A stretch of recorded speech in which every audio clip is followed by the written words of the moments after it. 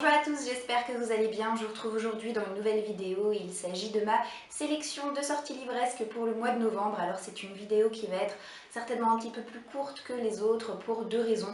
La première, c'est que j'ai beaucoup de choses à faire aujourd'hui, donc je ne peux pas m'éterniser trop longtemps dans cette vidéo, mais en compensation, vous allez en avoir deux cette semaine. La seconde chose, c'est que j'ai 8 sorties qui m'intéressent ce mois-ci, donc on est loin du mois dernier où j'avais quelque chose comme, je ne sais plus trop, entre 15 et 20 livres qui me tentaient. Une petite chose avant que je commence cette vidéo, vous avez peut-être vu qu'il y a des fleurs juste derrière moi, donc s'il vous plaît ne les regardez pas de trop près parce qu'elles sont juste en train de mourir et ça prouve, si tant est qu'il y a quelque chose à prouver, que je n'ai absolument pas la main verte. La première des 8 sorties que j'ai à vous présenter, c'est celle de Malenfer, le tome 3 qui va s'intituler Les Héritiers, écrit par Cassandra O'Donnell et qui sortira en date du 4 novembre aux éditions Flammarion. J'aime beaucoup les couvertures et les illustrations de ce livre, de cette saga. Je n'ai ni le premier ni le deuxième dans ma palle. Au départ, il ne me tentait pas plus que ça, mais c'est vrai que j'adore cet auteur dans sa série Rebecca Keane.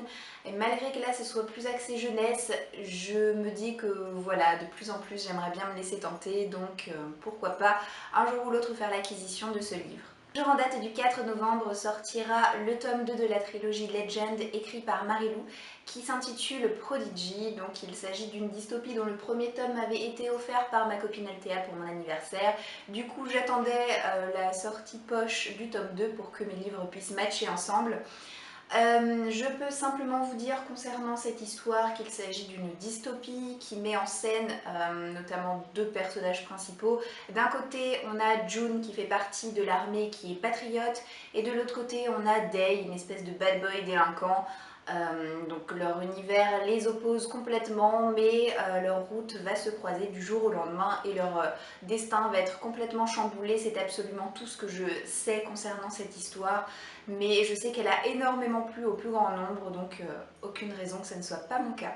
En date du 5 novembre, vous pouvez déjà vous noter qu'il y aura deux sorties lumens. D'un côté, il y aura le tome 3 de Gardien des Cités Perdues écrit par Shannon Messenger, donc une histoire d'elfes, de magie, plutôt axée jeunesse. Et de l'autre, à la même date, sortira le tome 2 de The Book of Ivy qui s'appelle The Revolution of Ivy, écrit par Amy Angel, donc les deux sortiront à la même date. Et si d'un côté je peux vous montrer le livre papier, c'est parce que j'ai eu le plaisir de recevoir ce livre par service presse, malgré le fait qu'il y ait eu une petite erreur, parce que pour vous la faire courte, j'avais demandé à recevoir le service presse de Gardien des Cités Perdues. Tout simplement parce que je n'avais pas été très emballée par le tome 2 et pour moi le tome 3 s'avérait un crash test. Et si j'avais 15 € à mettre dans un livre, je préférais le mettre dans ce livre-ci plutôt que dans celui-là. Or, il y a eu un petit souci parce que j'ai eu la surprise de recevoir non pas le livre que j'avais demandé, mais The Revolution of Ivy. Donc bien entendu, ayant eu un coup de cœur pour le premier tome, je suis absolument ravie d'avoir ce second. Il sera lu très rapidement. Je ne peux pas encore vous dire si du coup je vais recevoir celui-là ou pas. Quoi qu'il en soit, voilà, c'est pas bien grave. Toujours en date du 5 novembre sortira un nouveau Colleen Hoover aux éditions Hugo Roman, qui va s'intituler Ugly Love. Ça va être l'histoire d'une jeune fille et d'un jeune homme qui est lui pilote. Ils vont avoir une espèce d'attraction mutuelle, mais comme ils ne recherchent pas non plus une relation amoureuse, ils vont se mettre d'accord, ils vont avoir une espèce d'arrangement comme quoi leur relation va être basée uniquement sur le sexe. Malheureusement, ou tant mieux, on ne sait pas trop encore pour eux, ils vont se laisser un petit peu piégés par leur arrangement quand ils vont se rendre compte qu'ils vont avoir des sentiments l'un pour l'autre.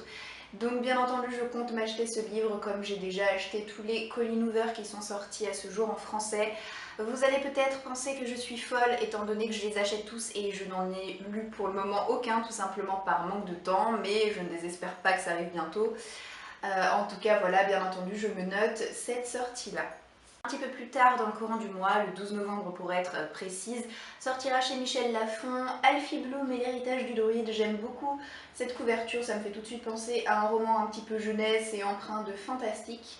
D'ailleurs, l'histoire, c'est l'histoire de ce jeune garçon, alors je ne sais pas si vous allez réussir à l'apercevoir de là où vous êtes, mais qui va hériter de ce mystérieux manoir qui est empreint de magie, mais bien entendu il ne sait pas du tout dans quoi il met les pieds. Ça me semble très prometteur, néanmoins je pense attendre les premiers avis pour avoir des retours avant de voir si je craque à mon tour. Toujours en date du 12 novembre, mais cette fois dans la collection R de Robert Laffont sortira Je t'ai rêvé, écrit par Francesca Zappia. Je suis désolée, mais je n'apprécie pas du tout ce type de couverture. La première fois que j'ai vu ce livre, je me suis dit oh non, ça va pas être possible.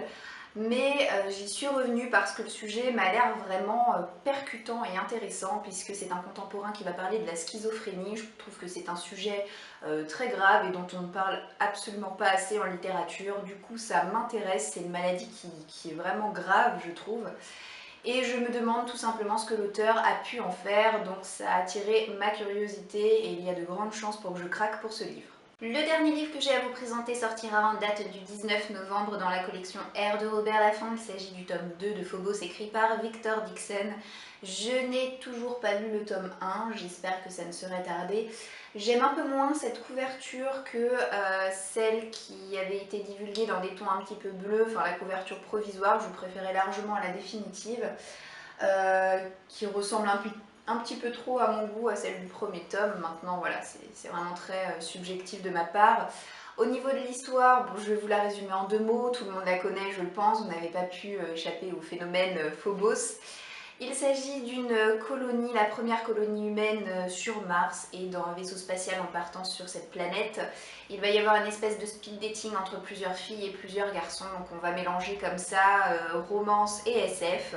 Ça a énormément plu au lecteur et j'espère que ce sera également le même ressenti pour ma part. Cette vidéo est terminée, j'espère qu'elle vous aura plu. Je vous souhaite de passer une très bonne journée et je vous dis à très bientôt dans une prochaine vidéo. Ciao ciao!